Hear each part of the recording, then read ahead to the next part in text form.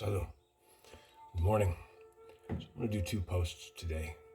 One is going to be this one on elaboration. The other one is going to be on the human brain and how it works, and specifically related to self-defense. If you've seen any of my posts, both in writing and oftentimes I vocalize that there's only one self-defense tool that I would always encourage people to go look at. And I know that there may be some that would think that it would be a distinction without a difference, but that's why I want to elaborate.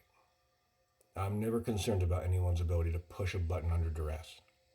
I'm never concerned about anyone's ability to use an emergency response pepper spray. And you should definitely go train with the tool. Yes, you should go train with the tool. It's just the smartest idea because it alerts your cavalry and the cavalry and everybody around, and it just has so many wonderful features.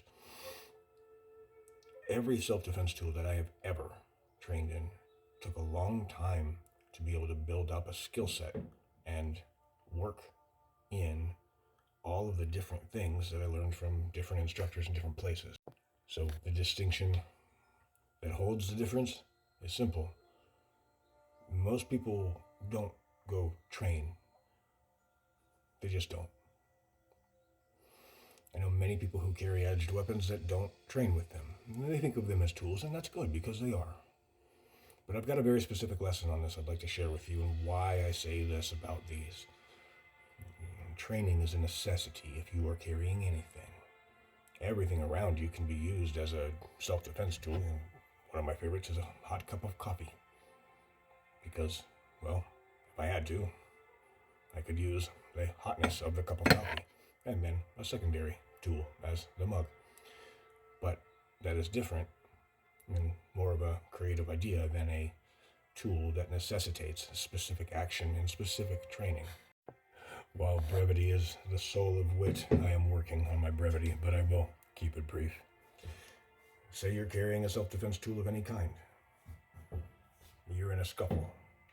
The reality of a scuffle is there are multiple facets, but oftentimes you end up smushed right up against their face and you're slammed up against this wall or anything. And as the scuffle happens, if you have any type of thing on your belt or in your pocket with a clip or however it is, and it's getting pushed and pulled, and well, all of a sudden this comes out by mistake and it drops right there on the floor.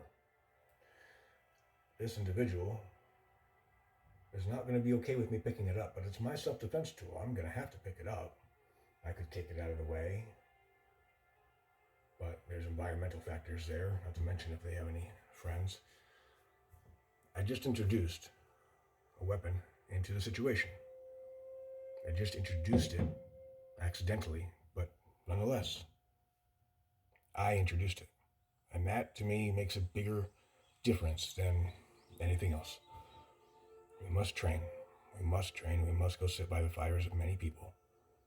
It gives you the best information. It's just what it is. So, please, go train. I just don't have confidence that a lot of people will until they know things like that. That can just happen. There are solutions around those types of things. And many instructors can talk on many of these points. But for me, that is the distinction with the difference. Knowing,